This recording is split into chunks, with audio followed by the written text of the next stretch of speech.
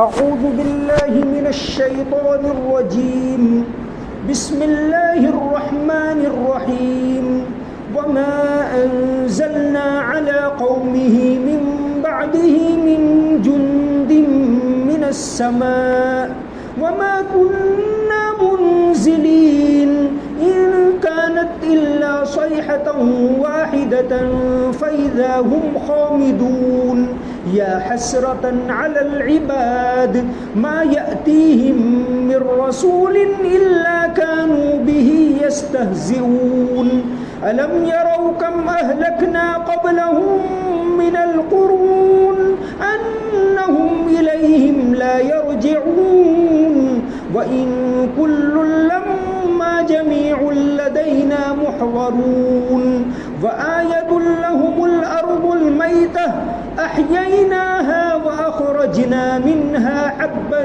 فمنه يأكلون وجعلنا فيها جنات من نخيل وأعناب وفجرنا فيها من العيون ليأكلوا من ثمره وما عملته أيديهم أفلا يشكرون صدق الله العظيم.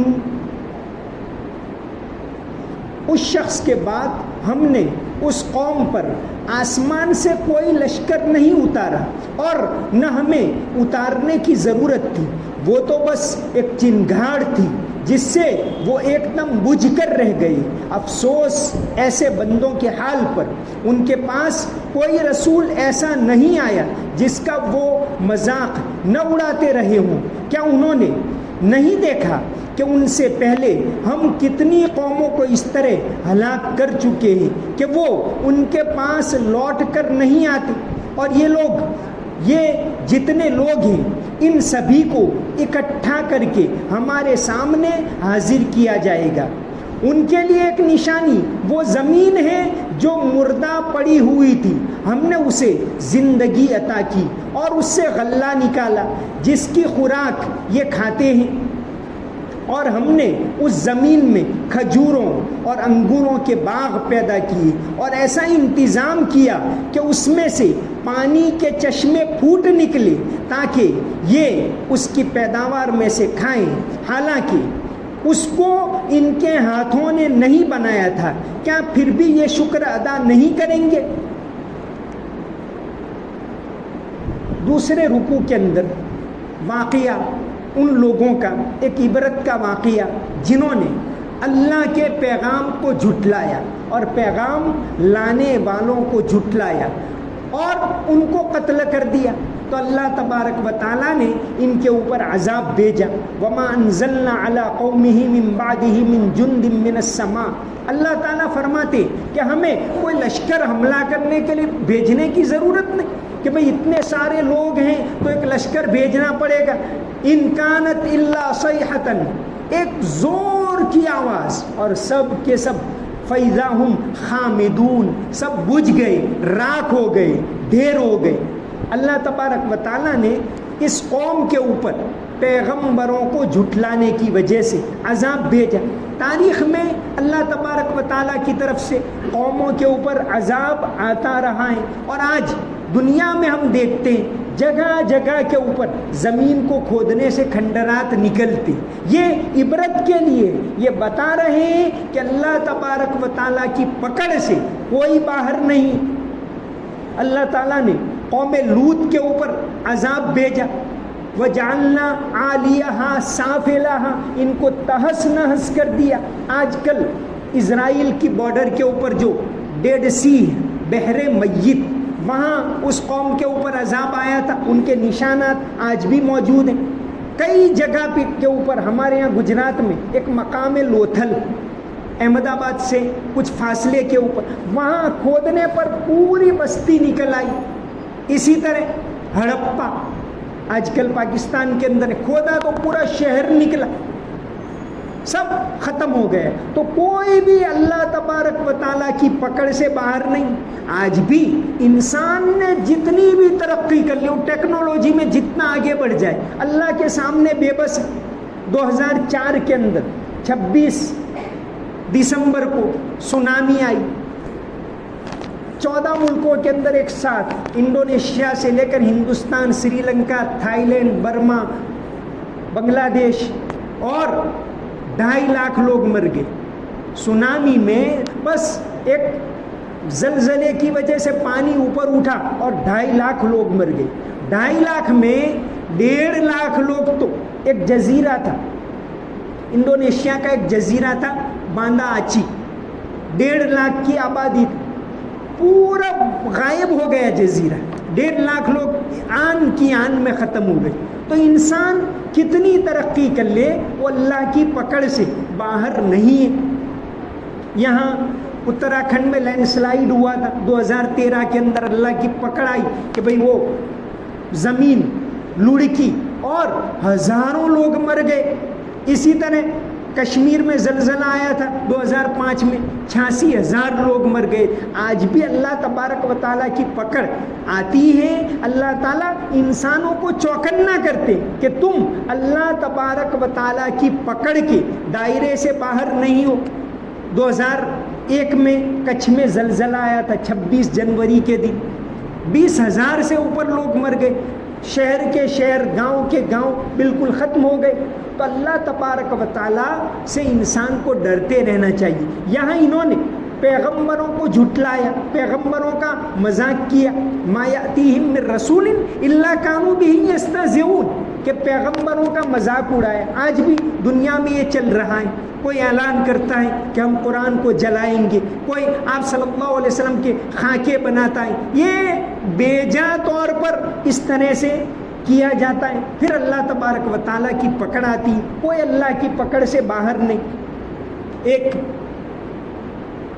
پروفیسر عبدالرحیم قدوائی، انہوں نے ایک کتاب لکھی ہے images of prophet Muhammad in English literature. Abdurrahim Kidwai یہ علی گڑھ کے ایک جانے مانے پروفیسر رہے اور دنیا کی کئی یونیورسٹیوں میں پڑھایا ہے. علی گڑھ سے بھی پی ایچ ڈی کیا، لیسٹر سے بھی پی ایچ ڈی کیا. انہوں نے مغربی دنیا کے اندر جیسے انگریزوں نے کتنے ترجمے قرآن کے کیے، اس کے اوپر بہت مفصل جائزہ لیا ہے، بہت ساری ایسی کتابیں لکھی. تو انہوں نے ایک کتاب لکھی ہے کہ مغربی ملکوں میں آپ صلی اللہ علیہ وسلم کے خلاف کون کون سی کتابیں لکھی گئی. Images of prophet Muhammad in English literature, صرف انگریزی میں، اور زبانوں میں جرمن میں، فرینچ میں، ان زبانوں میں نہیں، انگریزی کے اندر. یہ کتاب انہوں نے چند سال پہلے لکھی کہ بھئی کس طرح یہ لوگ ایسا ٹھٹھا اڑاتے. اللہ کا اس سے کوئی نقصان ہونے والا نہیں، پیغمبر صلی اللہ علیہ وسلم کی تعظیم میں کوئی آنچ آنے والی نہیں. اسی طرح مولانا نذر الحفیظ ندوی، انہوں نے ایک کتاب لکھی تھی مغربی میڈیا اور اس کے اثرات، کہ لوگ کس طرح لوگوں کو کا ٹھٹھا مذاق اڑانے کے لیے، پیغمبروں کا، دین کا اور دینداروں کا مذاق اڑانے کے لیے کیسی کیسی باتیں چلاتے. اسی طرح ابھی دہلی کے ایک پترکار ہے سہیل انجم، انہوں نے ایک بہت اچھی کتاب لکھی ہے میڈیا روپ بہروپ. اس کے اندر بھی کہ میڈیا کے ذریعے کیسے غلط سلط باتیں چلاتے. تو فرمایا کہ انہوں نے پیغمبروں کا مذاق اڑایا، اللہ کا پیغام لانے والوں کا مذاق اڑایا، اللہ تبارک و تعالیٰ کی بات کو نہیں مانا. تو اللہ تبارک و تعالیٰ نے ان کانت الا صیحۃ واحدۃ، ایک چنگھاڑ تھی، ایک بھاری آواز، جیسے بم پھوٹتے ہیں اور آواز آتی ہے، اور اس طرح تو ایک آواز آئی اور ساری قوم، ساری بستی ہلاک ہو گئی. فَإِذَا هُمْ خَامِدُونَ، بجھ گئے. یا حسرتاً علی العباد، کہ انہوں نے اللہ کی بات نہیں مانی. ما یأتیہم من رسول الا کانوا بہ یستہزئون، کہ جو پیغمبر ان کے پاس آئے ان کا مذاق اڑایا. دین کی بات کا مذاق اڑانا یہ تو انسان کو کفر میں داخل کر دیتا. کوئی آدمی مان لو کہ نماز نہیں پڑھتا تو وہ تو مسلمان ایمان والا ہے، وہ گناہ الگ ہے. روزہ نہیں رکھتا وہ مسلمان ہے، ایمان والا ہے وہ. لیکن اگر روزے کا اور نماز کا یا دین کی بات کا مذاق اڑاتا ہے تو پھر وہ دین سے نکل جائے گا. الم یروا کما اہلکنا قبلہم من القرون، کیا انہوں نے نہیں دیکھا کہ ان سے پہلے ہم نے کتنی قوموں کو اس طرح ہلاک کر دیا کہ وہ ان کے پاس لوٹ کر نہیں آتے؟ جو گئے وہ اس دنیا سے گئے، اب وہ اللہ کے یہاں ان کا حساب ہونے والا ہے۔ وَإِن كُلٌّ لَمَّا جَمِيعٌ لَدَيْنَا مُحْضَرُونَ، یہ جتنے لوگ ہیں ان سبھی کو اکٹھا کر کے ہمارے سامنے حاضر کیا جائے کہ بھئی یہ تو دنیا کے اندر اب معاملہ ختم ہو گیا، یہ نہیں، آخرت کے اندر اللہ تبارک و تعالیٰ سب کو جمع کرے گا اور سب کی زندگی کا حساب ہوگا۔ یہ تو دنیا میں معاملہ ہوا، ان کے ساتھ ہوا، ایمان والے بھی دنیا سے چلے جائیں گے، لیکن آخرکار سب کو اللہ کے سامنے جمع ہونا ہے اور زندگی کا حساب دینا ہے۔ وَإِن كُلٌّ لَمَّا جَمِيعٌ لَدَيْنَا مُحْضَرُونَ، تمام کو ہمارے سامنے حاضر ہونا ہے۔ یہاں یہ واقعہ ختم ہوا۔ سورہ یاسین کے اندر کل جیسا کہ بتایا 5 حصے، پہلے حصے کے اندر تمہیدی باتیں، انٹروڈکشن، دوسرا حصہ ہے اس میں پاسٹ کا بیان ہے، ماضی، کہ ماضی سے عبرت حاصل کرو، بھوتکال سے عبرت حاصل کرو۔ اب تیسرا حصہ ہے حال، اس میں بتایا جا رہا ہے پریزنٹ، کہ تمہارے سامنے ہے وہ دیکھ کر تو عبرت حاصل کرو۔ پھر اس کے بعد جو تیسرا حصہ ہے اس کے اندر فیوچر ہے کہ قیامت آنے والی ہے، سب کو مرنا ہے، اللہ کے سامنے جانا ہے۔ یہ درمیان کے 3 حصے، اور پھر آخر میں آخری رکوع کے اندر پھر پوری صورت کا خلاصہ ہے۔ یہ 5 رکوع ہیں، تو یہاں 2 رکوع مکمل ہوئے، اب تیسرا رکوع یہاں سے شروع ہو رہا ہے۔ وَآیَةٌ لَهُمُ الْأَرْضُ الْمَيْتَةُ، ان کے لیے ایک نشانی وہ زمین ہے جو مردہ پڑی ہوئی ہوتی ہے پھر لہلہا اٹھتی۔ یہ اللہ تبارک و تعالی یہاں سے عقلی باتیں بیان کر رہے۔ ایک دلائل 2 طرح کے ہوتے، ایک تو منقولی یعنی قرآن حدیث میں آیا تو ہم نے مان لیا، بات آئی، اب ہماری عقل سے سمجھ میں آئے یا نہ آئے، اللہ کے رسول صلی اللہ علیہ وسلم نے مانا، فرمایا تو وہ سچی بات ہے، اس کو کہتے ہیں عقلی دلائل۔ ایک اس کو کہتے ہیں نقلی دلائل، منقولی، نقل کر کے آیا ہم نے مان لیا۔ ایک ہوتا ہے عقلی دلائل، چونکہ اللہ تبارک و تعالیٰ نے انسان کو عقل سے نوازا ہے۔ شاہ عبد القادر رائے پوری رحمۃ اللہ علیہ ایک بہت بڑے بزرگ گزرے ہیں پچھلی صدی کے اندر، ان کے جو ملفوظات ہیں مجالس حضرت رائے پوری، اس کے اندر یہ ملفوظات اس کتاب کو جمع کیا ہے مولانا حبیب الرحمن رائے پوری۔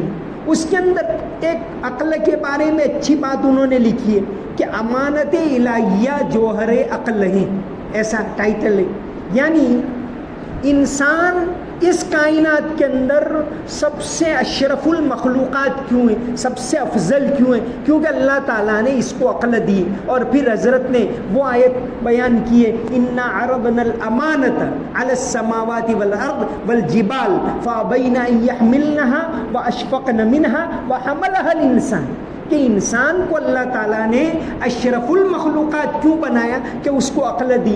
تو اب آگے عقلی دلائل آ رہے ہیں کہ عقل سے غور کرو گے تو بھی تم پہچان لو گے کہ اس کائنات کو بنانے والا ہے۔ تو یہاں تیسرے رکوع کے اندر پریزنٹ یعنی حال، تمہارے سامنے کیا ہے اس کو دیکھو۔ وآیۃ لہم الارض المیت، اللہ تعالیٰ نے انسان کو عقل دی۔ اس سلسلے میں علامہ اقبال کی ایک بات بہت دلچسپ پہلے بھی بیان کی تھی میں نے۔ علامہ اقبال عقل کے بارے میں بھی انہوں نے، اور عشق کے بارے میں بھی، عقل اور عشق دونوں کے بارے میں بات کی۔ تو نارنگ ساقی کر کے ایک مصنف ہے، انہوں نے لکھا ہے اپنی کتاب قلم کاروں کی خوش کلامیاں، اس میں علامہ کا ایک واقعہ لکھا ہے کہ ایک مرتبہ علامہ اقبال سے پوچھا گیا کہ عقل کی انتہا کیا ہے، انسان عقل میں آگے بڑھے آگے بڑھے آگے بڑھے کہاں تک جائے گا؟ آپ نے فرمایا حیرت، عقل کی انتہا حیرت، انسان غور کرے بھائی ہواؤں کا نظام وہ کہاں تک جائے گا، کہاں تک جائے گا، کہاں تک جائے، آخر اس کی تو ایک لمٹ تو ہوگی، پانی کا نظام وہ کہاں تک غور کرے گا، یہ سورج سے روشنی، حیرت میں پڑ جائے گا انسان۔ زمین سے کیسے رنگ برنگی پھل نکلتے، انسان حیرت میں پڑ جائے. حیران ہیں بو علی کہ میں آیا کدھر سے ہوں، رومی یہ سوچتا ہے کہ جاؤں کدھر کو میں. جتنے بڑے بڑے فلسفر عقل کے اندر پڑے، آخر حیرت میں پڑ گئی کہ کائنات ہیں کیا. تو علامہ سے پوچھا کہ عقل کی انتہا کیا؟ تو علامہ نے فرمایا حیرت. پھر پوچھا گیا کہ عشق کی انتہا کیا؟ تو حضرت نے فرمایا عشق کی کوئی انتہا نہیں. تو پوچھا علامہ اقبال سے کہ بھئی آپ تو کہتے ہیں کہ تیرے عشق کی انتہا چاہتا ہوں. تو علامہ نے فرمایا کہ بھئی دوسری لائن تو پڑھو تم، تیرے عشق کی انتہا چاہتا ہوں، میری سادگی دیکھ کیا چاہتا ہوں کہ عشق کی کوئی انتہا نہیں. تو عقل اللہ تبارک و تعالیٰ نے انسان کو دی ہے. یہاں سے دوسرے رکوع کے اندر، تیسرے رکوع کے اندر یہ عقلی دلائل شروع ہوتے. اس میں سب سے پہلی بات آئی وآیۃ لہم الارض. آیت کا مطلب ہوتا ہے نشانی. آیت لفظ کا مطلب ہوتا ہے نشانی. قرآن کریم میں کہاں رکنا اس کے لیے ایک نشانی متعین کی ہے، اس لیے اس کو آیت کے، ورنہ آیت کا لفظی مطلب ہوتا ہے نشانی. قرآن میں یہ اس کے لیے بھی آیت کا لفظ آیا ہے، اور اللہ کی قدرت کی نشانیوں کے لیے قرآن میں جگہ جگہ آیت کا لفظ آیا ہے. تو آیت کا مطلب ہوتا ہے، آیت کا لفظی مطلب ہوتا ہے نشانی. تو یہاں اللہ تبارک و تعالیٰ کی قدرت کی نشانیاں بیان کی گئی. جیسا کہ گزشتہ ہم نے کہا کہ قرآن کریم کے اندر کل 6236 آیتیں. اس میں سب سے لمبی آیت ہے وہ کوئی توحید کے بارے میں نہیں ہے، نماز کے بارے میں نہیں. سب سے لمبی آیت وہ لین دین کے بارے میں. یا ایھا الذین آمنوا اذا تداینتم بدین الی اجل مسمى فاکتبوہ، کہ کوئی معاملہ آپس میں کرو تو لکھ لیا کرو. یہ معاملات کے بارے میں کہ انسانوں کا آپس کا معاملہ، آپس میں اختلاف نہ ہو، آپس کے اختلاف دور ہو، اس کے بارے میں سب سے لمبی آیت. دوسری سب سے لمبی آیت، دوسرے نمبر کی سب سے لمبی آیتیں وہ سورہ فتح کی آیتیں. آخری آیت محمد الرسول اللہ والذین معہ اشداء علی الکفار رحماء بینہم، یہ سب سے لمبی، دوسرے نمبر کی سب سے لمبی آیت ہے. تو آیت لفظ کا مطلب ہوتا ہے نشانی. اور اللہ تبارک و تعالیٰ نے قرآن میں جگہ جگہ اپنی تقریباً 1000 آیتیں اللہ کی قدرت کی نشانیوں کے بارے میں. انسان اگر ان کے اوپر غور کرے تو اللہ کی ذات کو وہ پہچان. تو فرمایا وآیۃ لہم الارض المیتۃ، پہلی نشانی تمہارے لیے دیکھو یہ زمین، کہ زمین بالکل بنجر ہوتی ہے، گرمی کے دن ہوتے بالکل کچھ نہیں، خشک ہو گئی. پھر کچھ دن ہوتے کہ لہلہا اٹھتی. کون یہ اگاتا ہے؟ انسان تو بیج ڈالتا ہے، باقی کام کون کرتا ہے؟ کون اندر سے وہ پودا نکالتا ہے؟ کون اس کو گرین کلر دیتا ہے؟ کون وہ پھلوں کو رنگ برنگی بناتا ہے؟ کون وہ سبزیوں کو رنگ برنگی، رنگ کون بھر رہا ہے؟ کوئی انسان کر رہا ہے. اگر اس کے اوپر غور کرے، زمین سے انسان کی ساری ضروریات اللہ تعالیٰ نے وابستہ کر دی. آپ کو لکڑی چاہیے تو زمین سے مل رہی، آپ کو لوہا چاہیے تو زمین سے مل رہا ہے، آپ کو ایلومینیم چاہیے زمین سے مل رہا ہے، پانی چاہیے زمین سے مل رہا ہے، زمین کے اندر، اور وہ ختم بھی نہیں ہو رہا. یہ ساری چیزیں صدیوں سے انسان نکال رہا. صدیوں سے انسان کتنا پانی استعمال کہاں سے آ رہا ہے؟ انسان اگر اس کے اوپر غور کرے تو حیرت میں پڑ جائے کہ یقیناً اس کو بنانے والی ایک ذات ہے، اللہ تبارک و تعالیٰ کی ذات ہے. وہ انسان حیرت کے اندر پڑ جائے. تو یہ یہاں فرمایا کہ وآیۃ لہم الارض المیتۃ احییناها واخرجنا منها حبا فمنہ یاکلون، کہ زمین سے اناج اگایا جس کو تم کھا رہے ہو. ایک دانہ ڈالا تم نے، 100 دانے نکل گئے، 500 دانے نکل گئے. اب تو وہ جینیٹک انجینئرنگ سے کھیتی اس طرح کرتے ہیں کہ بہت زیادہ پیداوار ہوتی، پھلوں کی بھی اور اناج کی بھی، اور ہر چیز کی پیداوار بہت زیادہ ہو رہی. تو کون نکال رہا ہے؟ انسان نے تو ایک دانہ ڈالا. اگر اس کے اوپر غور کرے، اللہ تعالیٰ اپنے راستے میں خرچ کرنے کی مثال بھی یہی دیتے کہ مثل الذین ينفقون اموالهم فی سبیل اللہ کمثل حبۃ انبتت 7 سنابل. کہ ایک دانہ ڈالا 7 بالیاں اس کے اندر سے نکلی، 7 ڈوڑے، فی کل سنبلۃ مئۃ حبۃ، ہر بالی کے اندر 100 دانے، 700 ہو گئے۔ یہ تو ایک اندازہ بتایا کہ یعنی سینکڑوں دانے ہو جاتے، ایک کون کر رہا ہے؟ ایک گٹھلی ڈالی، ہزاروں آم مل رہے، کہاں سے آ رہے ہیں؟ اگر انسان اس کے اوپر غور کرے تو اللہ تبارک و تعالیٰ کی ذات کو وہ یقیناً پہچان لے۔ درخت لگانے کے بارے میں اتنی زیادہ فضیلت آئی ہے حدیث شریف کے اندر۔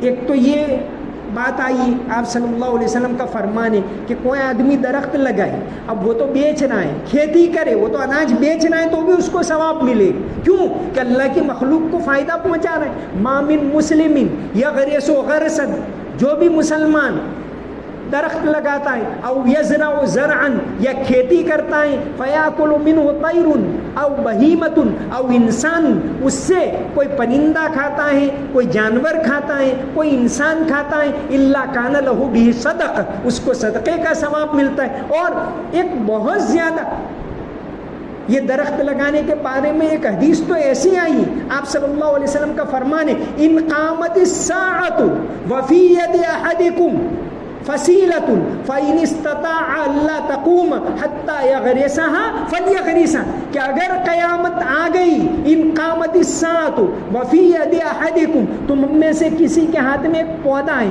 اور اگر وہ لگا سکتا ہے، قیامت آئے اس سے پہلے اگر لگا سکتا ہے تو اس کو لگا دے۔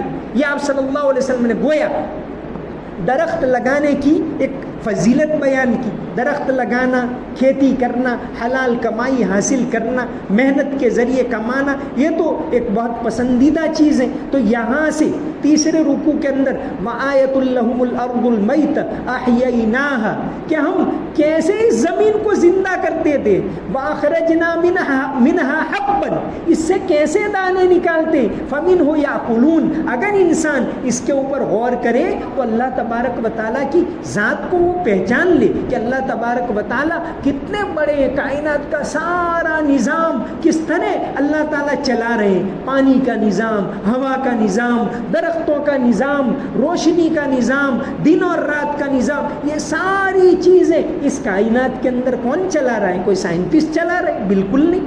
یہ دن ہے، کچھ دیر کے بعد رات ہو جاتی ہے، اندھیرا ہو جاتا ہے، انسان کو سکون حاصل ہوتا ہے۔ نیند انسان کو کون دیتا ہے؟ اندر جسم کے اندر وفی انفسکم افلا تبصرون، کہ تمہارے اندر اللہ کی قدرت کی نشانیاں ہیں اگر تم غور کرو۔